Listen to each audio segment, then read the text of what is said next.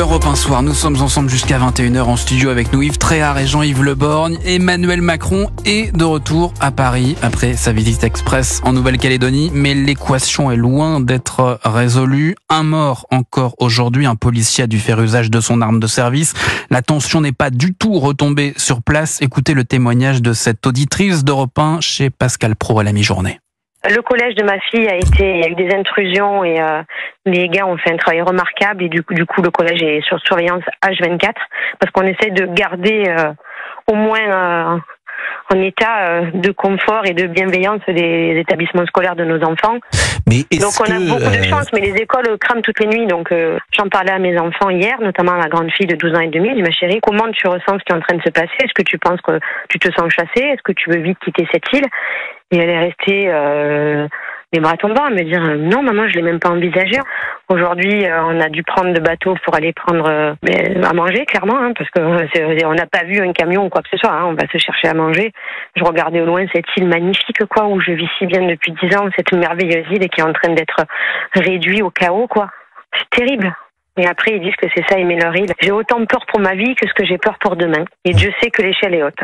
J'ai peur pour ma vie, nous dit cette auditrice habitante de Nouvelle-Calédonie. Il y a 24 heures, Emmanuel Macron était sur place. Yves Tréhard, est-ce que c'est le signe que ce déplacement n'a servi à rien?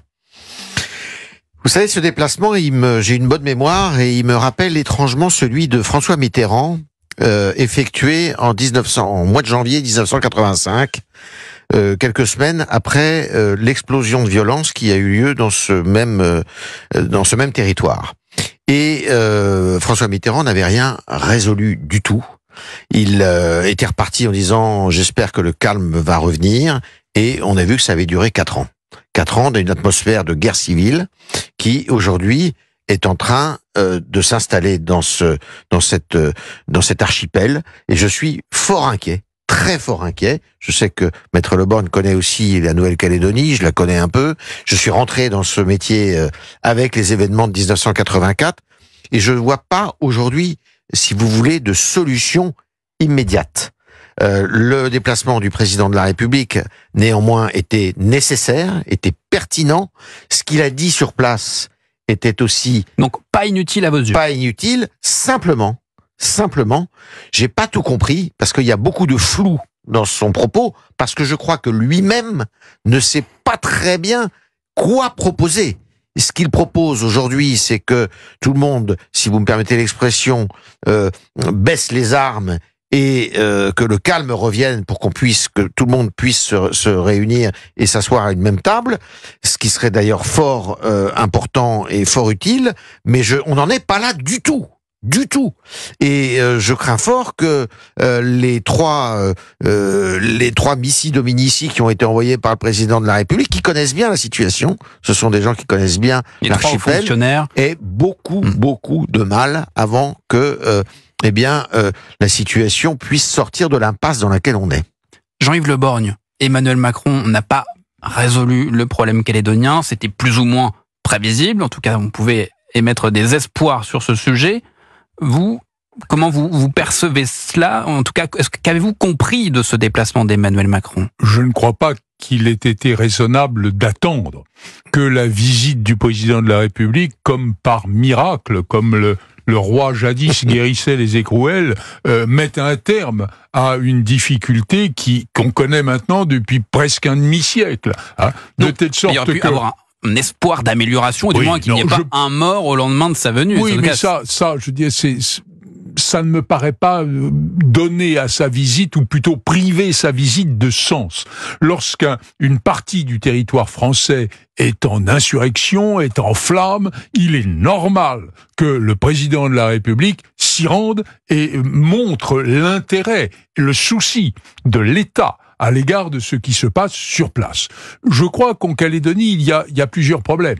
Il y a un affichage de revendications d'indépendance qui pose d'autant plus de problèmes que ceux qui demandent l'indépendance sont minoritaires, malgré le fait que le corps électoral est gelé, ce qui est une aberration. Savez-vous que la dernière fois qu'on a gelé le corps électoral, c'était sous la Deuxième République, en 1850, parce que le président de la République, qui s'appelait Louis-Napoléon Bonaparte et qui représentait les forces conservatrices du pays, voulait que les ouvriers ne votassent point.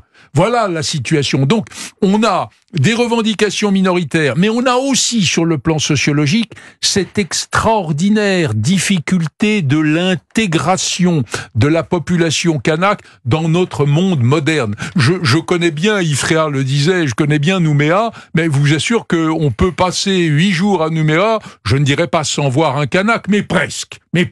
Et c'est là qu'il y a un effort d'intégration. Effort d'intégration qui tient à l'éducation telle qu'elle est organisée, qui tient aussi au fait que lorsque l'histoire avance, les vieilles modalités d'existence, la modalité tribale de l'existence des Kanaks, finalement, n'a peut-être plus de raison d'être. On ne peut pas à la fois vouloir conserver un passé rituel en quelque sorte et se plaindre de ne pas être intégré dans la société moderne. C'est là que se trouve, je crois, la solution de cet effroyable problème. Alors, si je peux ajouter un petit mot, brièvement. Ce qui change par rapport, me semble-t-il, à ce qui s'est passé il y a 40 ans, c'est qu'il y a une violence du côté, pour faire vite, caldoche, qui n'existait pas à l'époque. La violence était surtout kanak, elle demeure cette violence, mais du côté caldoche au sens large, parce que il n'y a pas que, ce que j'entends souvent, des continentaux, il n'y a pas que des continentaux. Il y a des gens qui viennent, évidemment, des îles et d'Asie notamment, beaucoup. Et là, il y a une violence très forte qui n'existait pas il y a 40 ans. Peut-être la solution est-elle dans les rares qui, en Calédonie, sont capables d'être au milieu, au centre, dans la sagesse. Juste très rapidement, j'ai envie de vous faire écouter un son, celui de Gabriel Attal. Il présidait aujourd'hui à Maisons-Alfort dans le Val-de-Marne une cérémonie d'honneur funèbre militaire pour les 2 gendarmes tombés en Nouvelle-Calédonie parce qu'ils servaient la République. Écoutez le Premier ministre. 2 gendarmes sont tombés pour protéger nos concitoyens. 2 gendarmes sont tombés portant l'uniforme de la France face aux émeutes et aux violences. La mission continue, aidée par leurs souvenirs. Car en Nouvelle-Calédonie, des femmes et des hommes tiennent bon parce qu'il reste l'ordre à rétablir. La République sait ce qu'elle doit aux forces de l'ordre, aux soldats de la loi, qui s'engagent pour servir, qui s'engagent pour amener l'ordre, qui s'engagent pour que force aille toujours à la loi. Major Xavier Salou, maréchal des logis chef Nicolas Molinari, je veux vous faire une promesse. Nous serons au rendez-vous. Nous ferons vivre votre engagement et vos valeurs, les valeurs pour lesquelles vous avez servi, les valeurs pour lesquelles vous êtes tombés. Il reste l'ordre à rétablir, nous serons au rendez-vous. Yves Tréhard, est-ce que ça signifie le maintien de l'état d'urgence au-delà de lundi ? Si c'est constitutionnellement possible. Parce que l'état d'urgence peut pas être... pas plus de 12 jours. Pas plus de 12 jours. Prolonger au-delà de lundi. On peut le prolonger. On peut, mais il faut un conseil des ministres et convoquer le Parlement. Je pense que d'ici lundi. Je pense que ça va être obligatoire, parce que je ne vois pas comment l'ordre peut être rétabli d'ici. Il y a quand même quelqu'un qui est mort aujourd'hui, en plus sous les balles, si j'ai bien compris, d'un policier en état de légitime défense, qui accentue visiblement encore la tension d'une certaine façon. Donc je vois mal comment on pourra pas prolonger l'état d'urgence. Jean-Yves Le Borgne, vous pensez également que l'état d'urgence va être prolongé au-delà de ces 12 jours ? Je pense même que c'est raisonnable.